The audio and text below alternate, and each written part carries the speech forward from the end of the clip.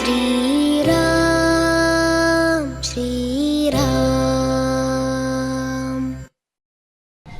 ராமானுஜாய நமஹ. நேற்று ஸ்ரீரங்கம் ஸ்ரீ ரங்கநாத சுவாமி கோவில் சார்பாக இணையதளத்திலே சமூக வலைத்தளங்களிலே ஒரு போஸ்டர் ஒன்று சுற்றிக்கிட்டு இருந்தது. அந்த போஸ்டரை அன்பர் எனக்கு அனுப்பி வைத்தார். இந்த பக்கத்தில் போடுறேன், அதை பாருங்கள், அதை நான் படிக்கிறேன், கேளுங்க. ஸ்ரீரங்கம் கோவிலில் சேவை செய்ய இளைஞர்களுக்கு அழைப்பு. ஸ்ரீரங்கம் அரங்கநாதர் கோவிலில் 2026-27 ஆண்டுக்கான மாணவர்கள் சேவைக்கான விண்ணப்பங்கள் வரவேற்கப்படுகின்றன. 8ஆம் வகுப்பு தேர்ச்சி பெற்று 14 to 24 வயதுக்குட்பட்டவர்கள் விண்ணப்பிக்கலாம். ஓராண்டு பயிற்சி அளிக்கப்படும். மாதம் ரூபாய் 10,000 ஊக்கத்தொகை வழங்கப்படும். விண்ணப்பிக்க கடைசி நாள் ஜூன் 30 மாலை 5 மணி. விண்ணப்பங்களை கோவில் இணையதளம் மூலம் பதிவிறக்கம் செய்து சமர்ப்பிக்கலாம் என தெரிவிக்கப்பட்டுள்ளது அப்படின்னு இந்த போஸ்டர். இதை பார்த்துட்டு எனக்கு என்னடா நடக்கிறது, நாட்டில் என்ன நடக்கிறது? ஸ்ரீரங்கம் ஸ்ரீ ரங்கநாத சுவாமி கோவிலில் பல ஆண்டுகளாக அறங்காவலர்களே கிடையாது. பல ஆண்டுகளாக இந்த கோவிலுடைய நிர்வாக திட்டத்தின் அடிப்படையில் இந்த கோவிலிலே பரம்பரை அறங்காவலர்கள் உண்டு, பரம்பரை சாரா அறங்காவலர்களும் உண்டு. பரம்பரை சாரா அறங்காவலர்களை இந்து சமய அறநிலை சட்டத்தின்படி நியமிப்பார்கள். பரம்பரை அறங்காவலர்கள் அவர்கள் எப்பொழுதே இருப்பவர்கள் தான் பரம்பரை அறங்காவலர்கள். அப்படி ஒரு ஸ்கீம், அப்படி ஒரு நிர்வாக திட்டம் இந்த கோவிலிலே இருக்கிறது. ஆனால் பல ஆண்டுகளாக பரம்பரை அறங்காவலர்களாக இருக்க வேண்டிய ஸ்தலத்தார்கள் இன்றளவும் இந்த கோவிலிலே நிர்வாகத்திற்கு அனுமதிக்கப்படுவதில்லை. அவர்களும் அதை குறித்து கவலைப்படுவதாக தெரியவில்லை. பரம்பரை அறங்காவலர் என்ற பேர் மட்டும் இருந்தால் போராது, அதற்கான செயல்பாடுகளும் இருக்க வேண்டும். அவர்களும் அதை கேட்கறது கிடையாது. இந்து சமய அறநிலைத்துறையும் ஒரு குமாஸ்தா எக்ஸிக்யூட்டிவ் ஆஃபீஸர் செயல் அலுவலரை நியமித்து சட்டவிரோதமாக இந்த கோவில் பணத்தை செலவு செய்து கொண்டிருக்கிறது. சட்டவிரோதமாக ஒவ்வொரு பைசாவும் செலவு செய்யக்கூடிய ஒவ்வொரு பைசாவும் சட்டவிரோதமானது. misappropriation of funds by a person who is not authorized. அதிகாரமில்லாத ஒருவரால் கோவில் பணம் தவறுதலாக பயன்படுத்தப்படுகிறது. இப்ப தமிழக வெற்றி கழகம் தேர்தலில் வெற்றி பெற்று மக்களாட்சியின் பிரதிநிதிகளாக மந்திரிகளாக அரசு நிர்வாகத்தை நடத்துகின்றது. இந்த வார்த்தை ஒன்று முக்கியம். எல்லாரும் என்னமோ எங்க ஆட்சி, உங்க ஆட்சி, பாஜக ஆட்சி, திமுக ஆட்சி, அதிமுக ஆட்சி, தவேக ஆட்சி, காங்கிரஸ் ஆட்சி, அத்தனையும் அபத்தம். இந்திய அரசியலமைப்பு சட்டத்திற்கு முரணான வார்த்தை ஆட்சி என்பது. இது மக்களாட்சியின் அடிப்படை டெமோக்ரஸி படி நடக்கக்கூடிய நாடு. இங்கே மக்கள் தான் மன்னர்கள். இங்க ஆட்சி புரியறதுக்கு யாரும் இல்லை, சேவை செய்யத்தான் மந்திரிகள், பிரதம மந்திரி, முதல் மந்திரி, அமைச்சர்கள் இவர்கள்லாம் இருக்காங்க. இவர்கள்லாம் வேலைக்காரர்கள். பிரதம மந்திரி சொன்னார் முதல் சேவகன், இப்ப வந்திருக்கிற முதல் மந்திரி சொன்னார் முதல் சேவகன். ஆனா வாய் திறந்தா எங்க ஆட்சின்னு எப்படி வருது? சேவகன் எப்படியா ஆட்சி செய்ய முடியும்? அது இப்படிதான் நடக்கிறது. இப்போ இதை முதல்ல திருத்தணும். விஜய் மாற்றத்தை கொண்டு வருவேன் என்று சொல்கிறார். இந்த மாற்றத்தை முதலிலே அவர் கொண்டு வர வேண்டும். அவருடைய வாயிலிருந்து அரசு நிர்வாகம் என்ற வார்த்தை முதலிலே வர வேண்டும். இது ஒன்று. இப்போ இந்த போஸ்டருக்கு வருவோம். இந்த போஸ்டர் வந்த உடனே எனக்கு என்னடா நடக்கிறது? சட்டமே யாருக்குமே கொஞ்சம் அடிப்படை சட்டம் கூடவா தெரியாது? 18 வயதுக்கு குறைந்தவர்களை எந்த விதத்திலையும் பணி நியமனம் செய்யக்கூடாது அப்படின்றது சட்டம், அடிப்படை சட்டம் ஐயா, அடிப்படை சட்டம். இதுல என்ன போட்டிருக்கு? 8ஆம் வகுப்பு தேர்ச்சி பெற்று 14 வயதிலிருந்து 24 வயதிற்குட்பட்டவர்கள் விண்ணப்பிக்கலாம். மாதம் 10,000 ஊக்கத்தொகை கொடுக்கப்படும் அப்படின்னு போட்டிருக்கு. அதாவது சம்பளத்துக்கு வேற பேரை வச்சு ஆளை எடுக்கிற அப்படின்னு தானே இதுக்கு அர்த்தம். இது என்கிட்ட வந்த உடனே ட்விட்டரில் நான் ஒரு ட்வீட் ஒன்று போட்டேன். அது பக்கத்தில் போடுறேன், பாருங்க, படிக்கிறேன். சிறுவர்களை பணியில் அமர்த்துவது சட்டவிரோதம் என்பது கூடவா இந்த அரசாங்கத்திற்கு தெரியவில்லை? இந்த விளம்பரத்தை கொடுத்த ஸ்ரீரங்கநாத சுவாமி கோவிலில் சட்டவிரோதமாக இருக்கும் செயல் அலுவலருக்கு யார் அதிகாரம் கொடுத்தார்கள்? 18 வயதுக்கு உட்பட்ட இளைஞர்களை எப்படி பணியில் அமர்த்த இவர்கள் முற்படுகிறார்கள்? இந்து சமய அறநிலைத்துறையோட அமைச்சர் திரு ரமேஷ் அவர்களுடைய ட்விட்டருடைய அந்த ஹேண்டில் டேக் பண்ணி இது குறித்து விளக்கம் தெரிவிப்பாரா அவர், அல்லது இது குறித்து நான் வழக்கு தொடுக்க வேண்டி வரும், புதிய அரசாங்கம் என்பதற்காக ஒரு அவகாசம் கொடுக்கிறேன், இது குறித்து விளக்கம். இந்த விளம்பரத்தை கொடுக்க ஸ்ரீரங்கநாத சுவாமி கோவிலில் சட்டவிரோதமாக இருக்கும் செயலலுவலருக்கு யார் அதிகாரம் கொடுத்தார்கள்? இது 2 தடவை வந்துடுத்துன்னு நினைக்கிறேன், அதனால அது திருப்பி வந்துருக்கு. இது குறித்து விளக்கமோ நடவடிக்கையோ இல்லை என்றால் இந்து சமய அறநிலைத்துறை நீதிமன்றத்தில் பதில் சொல்ல வேண்டி வரும் என்று கடைசியா எழுதி முடிச்சிருக்கேன். இப்ப நான் பார்க்குறேன், அந்த ட்விட்டர்ல அடிக்கடி இந்த மாதிரியான ஒரு பிரச்சனை வருது, எழுதுறதே திரும்பி வருது அப்படின்னு இந்த விளம்பரத்தை போட்டு ஒரு ட்வீட் ஒன்று போட்டிருங்க. இதுக்கு நேராக பதில் இல்லை. ஆனா எனக்கு இந்த முதல் போஸ்டர் அனுப்பின அதே அன்பர் இந்த அறிக்கையும் அனுப்புறார், அதையும் நான் படிக்கிறேன், பக்கத்துல போடுறேன். ஸ்ரீரங்கம் அருள்மிகு அரங்கநாத சுவாமி திருக்கோயில் தொடர்பாக சமூக வலைத்தளத்தில் வெளியிடப்பட்ட பதிவுக்கான மறுப்பு அப்படின்னு ஒரு மறுப்பு கொடுத்துருக்காங்க. விளக்கம் கேட்டிருந்தா மறுப்பு கொடுத்துருக்காங்க, என்னன்னு படிக்கலாம் பாருங்க. ஸ்ரீரங்கம் அருள்மிகு அரங்கநாத சுவாமி திருக்கோயிலில் நடத்தப்படும் அர்ச்சகர் பயிற்சி பள்ளிக்கு வைணவம் பாஞ்சராத்திர ஆகமம் 2026-27 ஆண்டுக்கான ஓராண்டு இளநிலை வைணவ அர்ச்சகர் சான்றிதழ் பயிற்சியில் சேர 14 வயது நிரம்பிய குழந்தைகளில் விரும்புபவர்கள் உரிய படிவத்தில் விண்ணப்பிக்கும்படி கடந்த 24/5/2026 அன்று தினத்தந்தி நாளிதழில் விளம்பரமும் இது தொடர்பாக 6/6/2026 திருச்சி சூரியன் FM வானொலியிலும் 6/6/2026 திருச்சி ஹலோ FM வானொலியிலும் ஒலிபரப்பு விளம்பரமும் செய்யப்பட்டது. மேற்படி அறிவிப்பு இது ரேடியோவில் என்ன விளம்பரம் கொடுக்குறது, அதுவும் எஃப்எம்ல, அதுவும் பிரைவேட் பார்ட்டி கிட்டங்க, அதுக்கு எவ்வளோ துட்டு கொடுத்தாங்க, யார் அதுக்கு அனுமதிச்சாங்க இந்த மாதிரி விளம்பரம் கொடுக்க? இந்த கேள்விகளுக்கெல்லாம் நீதிமன்றத்தில் பதில் சொல்ல வேண்டியிருக்கு. இல்லை பல குளறுபடி. மறுப்பு கொடுக்குறேன்னு கொடுத்துட்டாங்க, இப்போ இந்த மறுப்புக்கு விளக்கத்தை தர வேண்டியிருக்கு. அதுக்காகத்தான் இதை படிக்கிறேன். என்ன எழுதுறாங்க? பாஞ்சராத்திர ஆகமம் வைணவ பாஞ்சராத்திர ஆகமத்தை 2026-27க்கான மாணவர் சேர்க்கை 14 வயது நிரம்பிய குழந்தைகளை சேர்க்க விண்ணப்பம் கேட்கிறேன் என்று சொல்கிறார்கள். முதல்ல இந்த கோவிலுக்கு யார் அதிகாரம் கொடுத்தாங்க இந்த மாதிரி ஒரு கோர்ஸ் நடத்த? இந்த கோவில்ல யார் இந்த கோர்ஸ் நடத்துறாங்க? இந்த செயலலுவலர் குமாஸ்தாவுக்கு வைஷ்ணவத்தை பத்தி என்ன தெரியும், பாஞ்சராத்திர ஆகமத்தை பத்தி என்ன தெரியும், வேதத்தை பத்தி என்ன தெரியும்? எதை பத்தியும் தெரியாத ஒருத்தன் சட்டவிரோதமா இந்த கோவில்ல உட்கார்ந்து கோவில் பணத்தை செலவழிச்சு தினத்தந்தி நாளிதழ்ல விண்ணப்பம் போடுறாங்க. அதுக்கு காசு கொடுத்துருக்காங்க, கோவில் பணத்தை எடுத்து செலவழிச்சிருக்காங்க. அதுக்கப்புறம் 2 சூரியன் FM ஹலோ FM அப்படின்னு 2 FM சேனல், இது தனியார் நடத்துறது, அதுகளுக்கும் காசு கொடுத்துருக்கான். இந்த காசை கொடுத்து கோவில் பணத்தை எடுத்து அள்ளி வாரி அடிச்சு இவர்கள் கோவிலுக்கு சம்பந்தமே இல்லாத அரசாங்கத்தின் ஊழியன் ஒருவன் இந்த கோவிலிலே உட்கார்ந்து கொண்டு இந்த மாதிரி ஒரு விளம்பரத்தை முதல்ல எப்படி கொடுத்தான்? மறுப்பு தெரிவிச்சேன்றதுல சொல்லி இப்படி மாட்டின்னு முழிக்கிற. இது ரொம்ப நாளாகவே நான் சொல்லிட்டு இருக்கேன். யார் இவர்களுக்கு அதிகாரம் கொடுத்தார்கள் இப்படி ஒரு கோர்ஸ் நடத்த? அதுவும் பின்னாடி பாருங்க, இளங்கலை கோர்ஸ்ன்றாங்க. இளங்கலைனாக்கா அண்டர் கிராஜுவேட், அப்படின்னாக்கா BA படிப்பு இல்லை BSc மாதிரி அண்டர் கிராஜுவேட்னு சொல்லுவோம், அதான் இளங்கலைன்னு. அரசாங்கம் மத சார்பற்ற அரசாங்கம். ஒரு கோவில்ல அர்ச்சகர்கள் வரணுமா வர வேண்டாமான்னு தீர்மானிக்க இவர்களுக்கு எந்த சட்டத்தின் அடிப்படையிலே அதிகாரம் இருக்கிறது?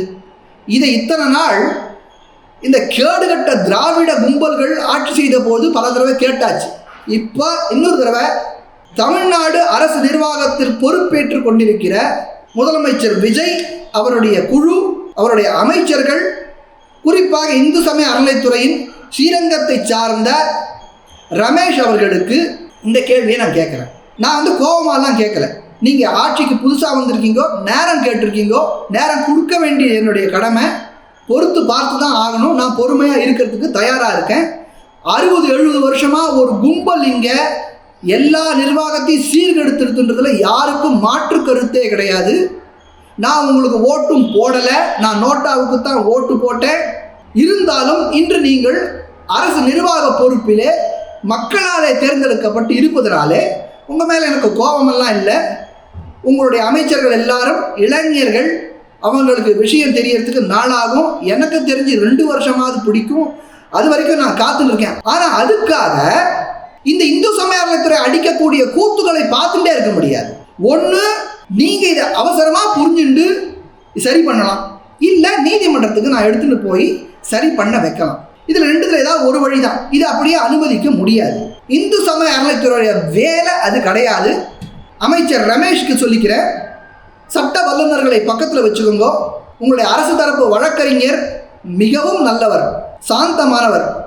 விஜய் நாராயணன் அவர்களிடம் இந்து சமய அறநிலைத்துறையுடைய சட்ட புத்தகத்தை வச்சுண்டு சட்டப்பிரிவு 23 என்ன சொல்லுகிறது, அதன்படி இந்து சமய அறநிலையத்துடைய பொறுப்பு என்னன்னு நீங்கள் அவரையே கேட்டு தெரிஞ்சுக்கணும். உங்களுக்கு கோவிலுடைய வரவு செலவு திட்டங்களை அந்த கோவிலுடைய அறங்காவலர்கள் சரியாக நடத்துகின்றனரா என்பதை மேற்பார்வை பார்ப்பதற்கு மட்டுமே அதிகாரம் உள்ளது. கோர்ஸ் நடத்துறதுக்கு, உற்சவம் நடத்துறதுக்கு, கும்பாபிஷேகம் நடத்துறதுக்கு, ஒரு கோவிலில் தீபம் ஏற்றலாமா ஏற்றக்கூடாதா அப்படின்றதெல்லாம் தீர்மானிக்கிறதுக்கான அதிகாரம் இந்து சமய அறநிலைத்துறைக்கே இல்லைன்னாக்க அங்கே இருக்கிற குமாஸ்தா எக்ஸிக்யூட்டிவ் ஆஃபீஸருக்கு எப்படி இருக்கும்?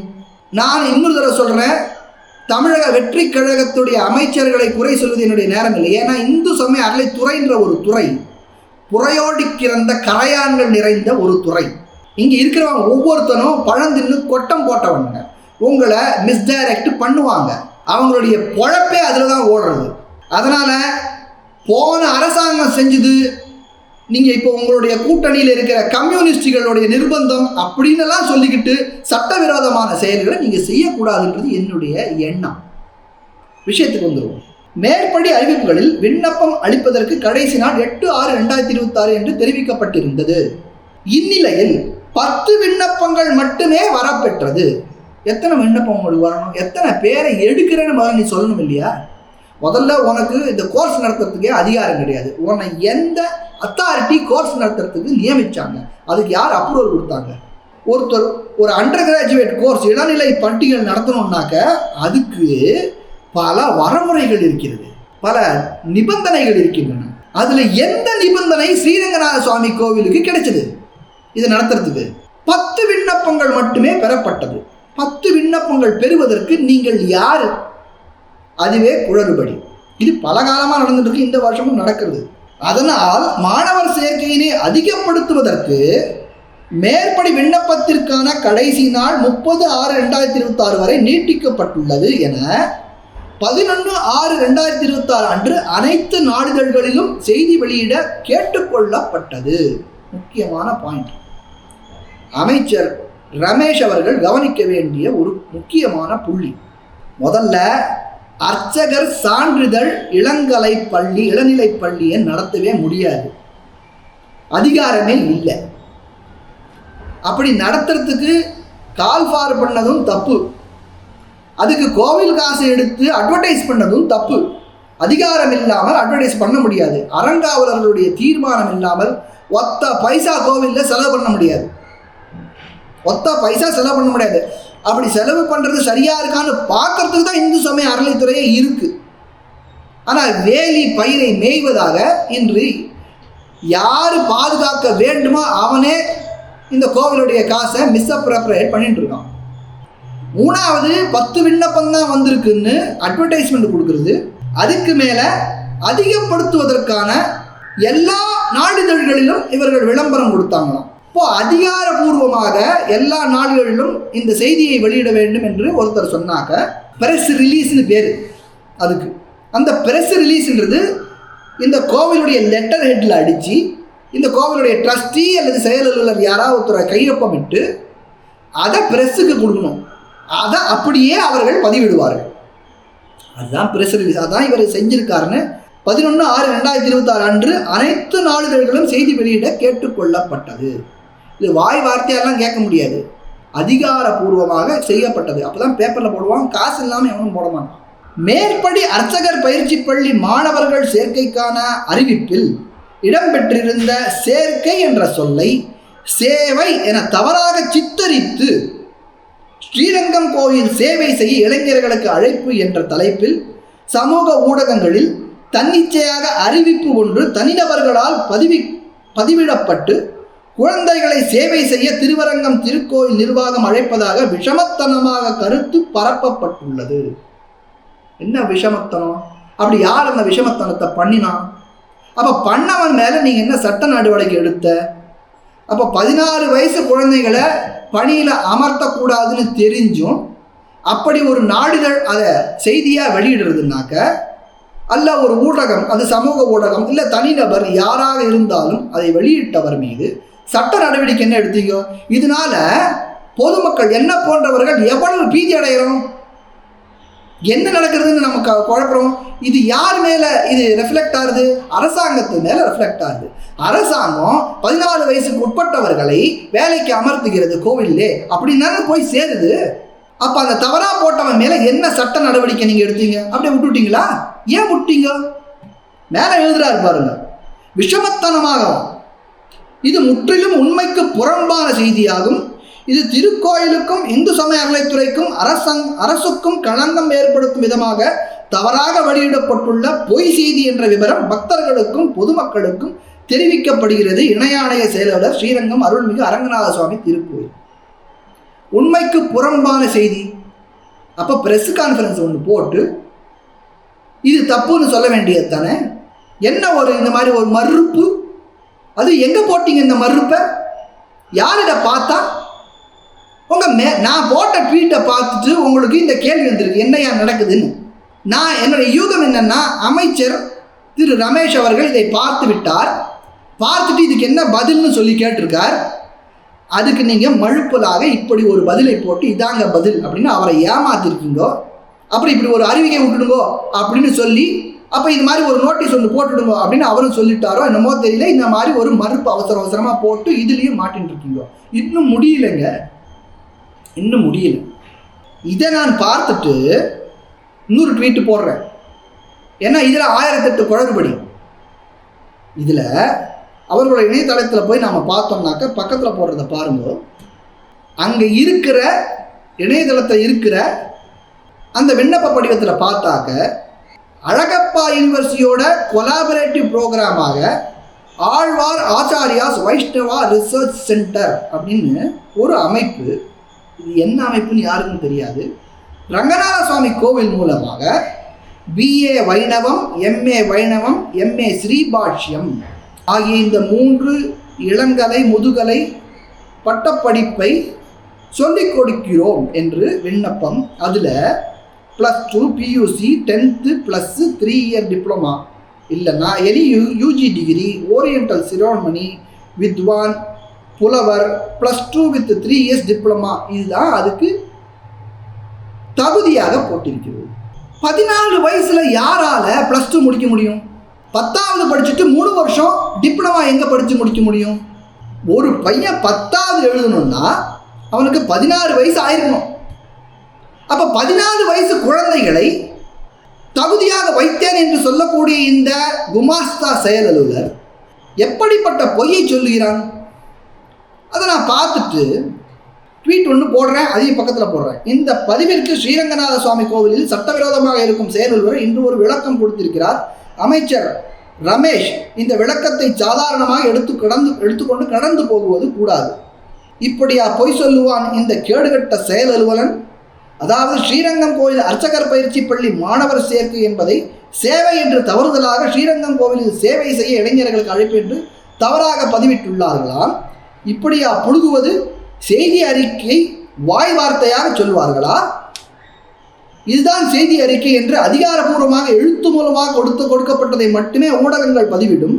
அப்படி இல்லாததை பதிவிட்டதாகவே வைத்துக் கொண்டாலும் அப்படி தவறான செய்தியை பதிவிட்ட ஊடகத்தின் மீது சட்ட நடவடிக்கை என்ன எடுக்கப்பட்டது என்பதை இந்த சட்டவிரோத செயலர் சொல்வாரா? ஊடகங்களில் வந்த செய்தியை சட்ட ரீதியாக நான் கேட்ட கேள்வியை விஷமத்தனமான பொய்க்கருத்து என்று பேடி போல பேர் குறிப்பிடாமல் மீண்டும் ஒரு அறிக்கையை வெளியிடும் இந்த சட்டவிரோத செயலரை என்ன செய்ய? திருக்கோயிலுக்கு களங்கம் ஏற்படுகிறதா? அப்படியே அது களங்கம் ஏற்படுத்தினாலும் அதை பற்றி மதசார்பற்ற அரசுக்கு என்ன கவலை இருக்க போகிறது? கோவிலை பற்றி இவங்களுக்கு என்ன கவலை? மதசார்பற்ற கோவில் எக்கேடு கட்டா போச்சுன்னு போக வேண்டியதானே? கோவிலுக்கு களங்கம் வந்துருதாமே. ஒரு கோவிலுக்கு களங்கம் வருகிறதா வரவில்லையா என்பதை பார்ப்பது அரசாங்கத்தினுடைய வேலை இல்லை. ஒரு மதம் வளருகிறதா வளரவில்லையா அப்படின்றத பார்க்கறது அரசாங்கத்தினுடைய வேலை இல்லை. அப்படி ஆரம்பிச்சாக்க எந்த மதத்தை வளர்க்குறது எந்த மதத்தை அழிக்கிறது சொல்லிகிட்டே இருக்கானே, அப்படி போயிட வேண்டியதான். நீ கொடுத்த செய்தி அப்போ கோயில் நன்மதிப்பிற்கு களங்கம் விளைவிக்கிறது என்று ஒத்துக்கொள்ளுகிறாயா? வந்துட்டானுங்க பொய் மூட்டைகளை தூக்கி கொண்டு. இதோட நிக்கலஸ் தம்பி செயலர், நீ சொன்னிய 14 வயசுக்குட்பட்ட சிறுவர் என்று உன் இளையதளத்தில் போட்டிருப்பதை ஒழுங்காக படித்தாயா? தகுதி என்பதற்கு கீழே +2 PUC 10+3 டிப்ளமா என்றும் any UG degree oriental Shiromani வித்வான் புலவர் +2 with 3 years டிப்ளமா என்றும் போட்டிருக்கிறாய். இந்தியாவில் 16 வயசுல எந்த மாணவர் இதையெல்லாம் முடிக்க முடியும் தம்பி செயலதிபரே? பொய் சொன்னாலும் பொருந்த சொல்லணும். கேட்பாரில்லை என்று நினைக்காதே, நான் இருக்கிறேன். எந்த அடிப்படையில் ஸ்ரீரங்கநாத சுவாமி கோவில் BA MA பட்டப்படிப்பு சொல்லி கொடுக்கிறது என்பதை நீதிமன்றத்தில் பார்ப்போம். ஒழுங்கு மரியாதையா நான் இது குறித்து தகவல் அறியும் உரிமை சட்டத்தின் அடிப்படையில் இன்று அனுப்பிய மனுவிற்கு பதில் கொடு செயல் அலுவலனே. பின் குறிப்பு: அமைச்சர் இதை சாதாரணமாக எடுத்துக்கொள்ளக்கூடாது. இங்கே ஒரு பொய்க்கூட்டம் கோவில் சொத்தை கபடீகரம் செய்து கொண்டு வெகு வருடங்களாக வாழ்க்கையை ஓட்டிக் கொண்டிருக்கிறது. திராவிட கட்சிகள் போல ஒரு அறிக்கை விட்டு மிரட்டல் விட்டால் அடங்கிவிடும் என்ற எண்ணம் இதுகளின் DNA-வில் ஏறிவிட்டதால் இப்படிப்பட்ட கேடுகட்ட அறிவிப்பை இவர்கள் வெளியிட்டிருக்கின்றனர். இங்கே மாபெரும் ஊழல் மற்றும் மோசடி, BA MA பட்டப்படிப்பு மோசடி நடப்பதை நீங்கள் பார்க்காமல் போய்விட்டு பின்பு நான் வழக்கு தொடுத்து கேள்வி கேட்கும் பொழுது என் மீது கோபப்பட்டு பயனில்லை. இப்படித்தான் இதுக்கு முன்னா இருந்த அத்தனை அரசியல் கட்சிகளும் செஞ்சது. நான் என்னுடைய கோவிலின் நலனுக்காக செயல்படுபவன். எந்த கட்சி சார்பாகவோ எதிராகவோ நான் செயல்படுவதில்லை. அரசு நிர்வாக பொறுப்பில் இருக்கும் அந்த கட்சி சட்டத்திட்டங்களுக்கு உட்பட்டு நடக்க வேண்டும் என்பதை ஆசைப்பட்டு நடத்த வேண்டும் என்ற உந்துதலிலே செயல்படுபவன், சட்ட ரீதியாக செயல்படுபவன் நான். தர்மத்திற்காக வாழ்பவன் நான். அதர்மம் செய்யும் எல்லோரும் எனக்கு ஒரு போன்றவர்களே. அது DMKனாலும் சரி, ADMKனாலும் சரி, BJPனாலும் சரி, காங்கிரஸ்னாலும் சரி, NTKனாலும் சரி, TVKனாலும் சரி, எனக்கு அதை பற்றி கவலை கிடையாது. தர்மத்தின்படி நீங்கள் நடக்கிறீர்கள் என்றால் உங்கள் கூட நான் வரேன். முன்னாடியே ஒரு ட்வீட் போட்டிருந்தேன். சில விஷயங்களை நீங்கள் செஞ்சீங்கன்னாக்க அடுத்த எலெக்ஷனில் உங்களுக்காக நான் கேம்பெயினே பண்ணுறேன்னு கூட சொல்லியிருந்தேன்.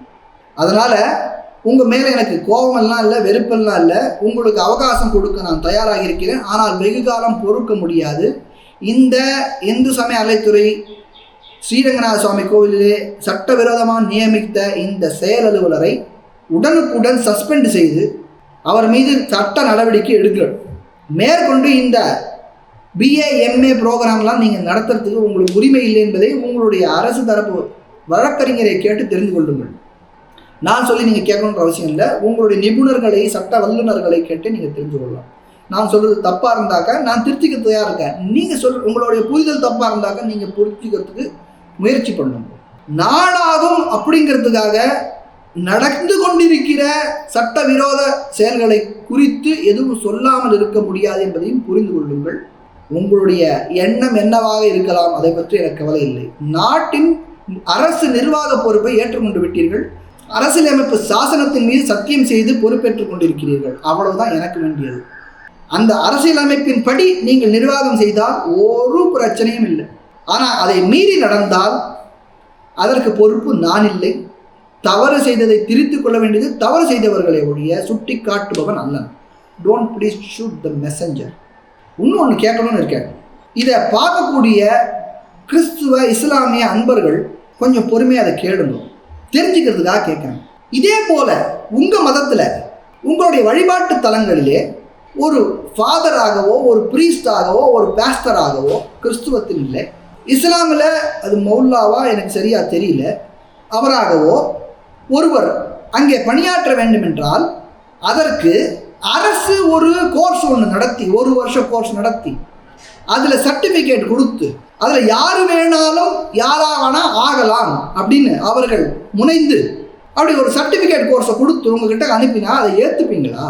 இதை இஸ்லாமிய நண்பர்களும் கிறிஸ்துவ நண்பர்களும் கொஞ்சம் அவங்களுடைய கருத்துக்களை சொல்லுங்கள்.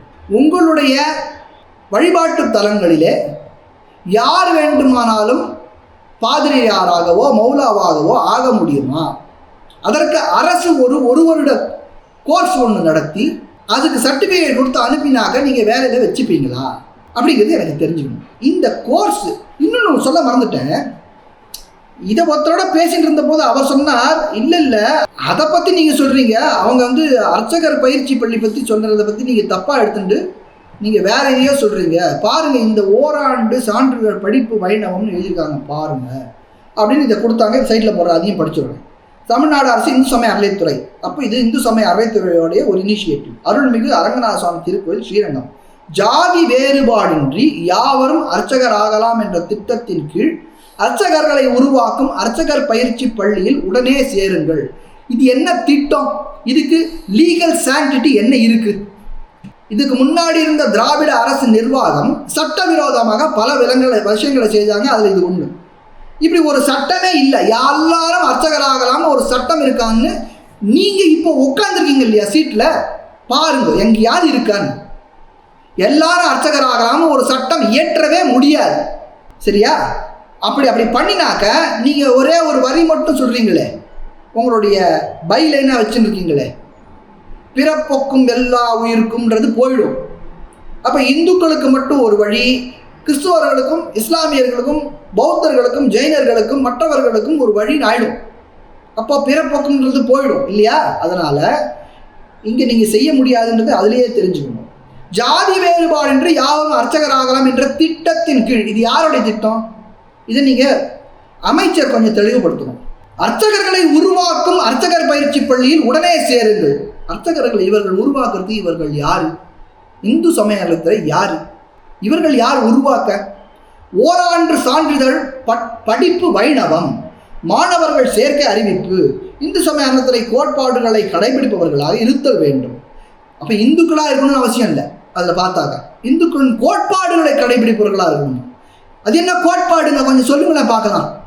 8ஆம் வகுப்பு தேர்ச்சி பெற்றிருக்க வேண்டும். வயது வரம்பு 14 முதல் 24 வயதுக்குள் இருக்க வேண்டும். இதைத்தான் சொன்னார்.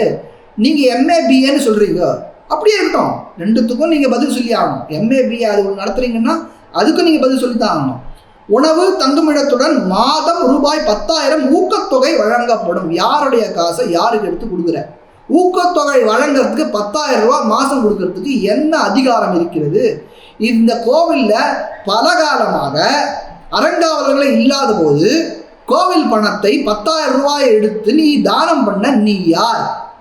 இதற்கான ஆவணத்தை நீதிமன்றத்தில் சமர்ப்பிக்க வேண்டியிருக்கு. ஓராண்டு இலவச பயிற்சி உடனே விண்ணப்பியுங்கள். விண்ணப்பிக்க வேண்டிய கடைசி தேதி 30/6/2026. அந்த இதில் என்ன போட்டிருந்தது? 8 என்னமோ போட்டிருந்தது. ஆனால் இதில் 30/6 போட்டிருக்கு. விண்ணப்பங்கள் அனுப்ப வேண்டிய முகவரியை போட்டிருக்காங்க. விண்ணப்ப படிவம் இந்த வெப்சைட்டை போட்டு என்ற இணையதளத்தில் பதிவிறக்கம் செய்து கொள்ளலாம். மேலும் இதோட தொடர்பு கொள்ள வேண்டிய கைபேசி எண்ணு 4 கைபேசி எண்ணு கொடுத்துருக்காங்க. அதுக்கு கீழே ஒரு விண்ணப்ப படிவம் இருக்குது. அதில் விண்ணப்பதாரர் பெயர், தந்தை பெயர், பிறந்த தேதி, வயது, நிலையான முகவரி, தற்போதைய முகவரி, மதம், ஜாதி. என்ன மதம்? அவன் இந்துவாக தான் இருக்கணும். அது என்ன மதம்? வேற என்ன மதம் இருக்குங்க? ஒரு இஸ்லாமியனும் கிறிஸ்துவனும் வந்து அந்த பள்ளியில் சேர்த்துப்பீங்களா? இந்த கோர்ஸை சொல்லிக் கொடுப்பீங்களா? எப்படி சொல்லிக் கொடுக்க முடியாது? ஜாதி, கல்வி தொகுதி, ஜாதி அடி என்னையா அது? என்ன நடக்குது? முதல்ல என்ன எழுதினீங்க? ஜாதி வேறுபாடின்றி யாவரும் அர்ச்சகர் ஆகலாம்னு எழுதிட்டு கீழே ஜாதியை கேட்குற. ஜாதி வெறி பிடித்தவர்களாக இருக்கிறானே. கல்வி தகுதி, முன் அனுபவம். 14 வயசு பையனுக்கு என்னையா கல்வி தகுதி இருக்கும்? முன் அனுபவம் என்ன இருக்கும்? கைபேசி இருக்கும் அவனுக்கு. வாட்ஸ்அப் எண், மின்னஞ்சல் முகவரி, மேற்கண்டவர்கள் அனைத்தும் உண்மையானவை என சான்றளிக்கிறேன். இடம், நாள், விண்ணப்பதாரின் நிலம். அது கீழே இதோடைய முன்னாடி நான் சொன்ன போல இதோடைய தகுதிகளையே எழுதியிருக்காங்க. இதில் ஆழ்வார் ஆச்சாரியர்கள் வைஷ்ணவ ரிசர்ச் சென்டர் யாரு? அவங்களுக்கும் இந்த அரங்கநாத சுவாமி கோவிலுக்கும் என்ன சம்பந்தம்? அதில் இருக்கிறவர்கள் யார் ஸ்ரீபாஷன் சொல்லி கொடுக்க? அவங்களுக்கெல்லாம் என்ன தகுதி இருக்கு? ஸ்ரீபாஷன்னா என்னன்னு இவங்கெல்லாம் யார் சொல்ல? இது பிளாஸ்பமி, இது பக்கா பிளாஸ்பமி அப்படின்னு இது அனுப்பினார். கீழே அழகப்பா யூனிவர்சிட்டி கொலாபரேட்டிவ் ப்ரோக்ராம்னு சொல்லி அதோட விண்ணப்பமும் இருக்குது. என்னன்னே புரியல. இது ஸ்ரீரங்கநாத சுவாமி கோவில் சொல்லிக் கொடுக்குறதா, அழகப்பா யூனிவர்சிட்டி சொல்லிக் கொடுக்குறதா, இல்லை இந்த ஆழ்வார் ஆச்சாரியர்கள் ஆராய்ச்சி மையம் சொல்லிக் கொடுக்குறதா? இந்த 3 பேருக்கு என்ன சம்பந்தம்? இது எங்கே நடக்கிறது?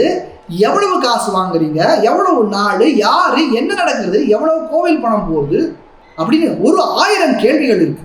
அதனால எதையோ மறுப்புன்னு சொல்லி படிக்கிறவன்லாம் கேனன்னு நினச்சி கேப்பையில் நெய் வடியுதுன்னு சொல்கிறதுக்கு இடம் இது இல்லை. இங்கே 12,000 ஸ்ரீ வைஷ்ணவர்கள் தன் உயிரை கொடுத்து இந்த சம்பிரதாயத்தையும் இந்த கோவிலையும் காத்தவர்கள். 12,001வது ஆள் நான். என்னை தாண்டி தான் போகணும். இந்த கோவிலில் இருக்கிற இந்த ஊரில் இருக்கிற ஆச்சாரிய புருஷர்கள் வாய் பேச முடியாமல் தயிர் சாதம் சாப்பிட்டு உட்கார்ந்து இருக்கிறதுனால நானும் அப்படி உட்காந்துருக்குன்ற அவசியம் எனக்கு இல்லை. சட்ட ரீதியாக இதை அணுகுவேன். இதுக்கு விளக்கம் எடுத்து இந்த கோர்ஸை இதோட நிறுத்தலைன்னா நீதிமன்றம் போகிறத தவிர எனக்கு வழி இல்லை. மீண்டும் ஒரு முறைக்கு பல முறை சொல்லிடுறேன், இது தாவேகாவுடைய அரசு நிர்வாகத்தை குறித்து இல்லை. இத்தனை வருடங்களாக 60-70 வருடங்களாக கோவில்கள் பட்ட இன்னல்கள், அங்கே நடந்த சட்டவிரோத செயல்கள், அதுக்கெல்லாம் ஒரு முற்றுப்புள்ளி வச்சு சட்ட ரீதியாக நடக்க வேண்டும் என்பது என்னுடைய ஆசை. அதனால் அவகாசம் தரத்துக்கு நான் தயங்க மாட்டேன். பேசணும்னா பேசுறதுக்கும் வரேன். இதை அமைச்சர் பார்ப்பாரேயானால் இதை பாசிட்டிவாக எடுத்துக்கோங்க, கிரிட்டிசிசமாக கூட எடுத்துக்க வேண்டாம். இது உங்களுக்கு இந்த நிர்வாகம் இந்து சமய அறநிலையத்துறை எப்படி செயல்படுகிறது என்பதை வெட்ட வெளிச்சமாக காட்டக்கூடிய ஒரு வாய்ப்பாக நான் இதை பார்க்கிறேன். எந்த நேரத்திலையும் நீங்கள் கூப்பிட்டீங்கன்னா நீங்கள் சொல்கிற இடத்துக்கு நான் வரேன். ஆவண செய்வீர்கள் என்று நம்புகிறேன். எப்பொழுதும் எதிராசன் வடிவழகின் இதயத்துள்ளதால் இல்லை எனக்கு எதிர், இல்லை எனக்கு எதிர், இல்லை எனக்கு எதிரே. ஸ்ரீமதே ராமானுஜாய நமஹ. ஸ்ரீராம் ஸ்ரீராம்.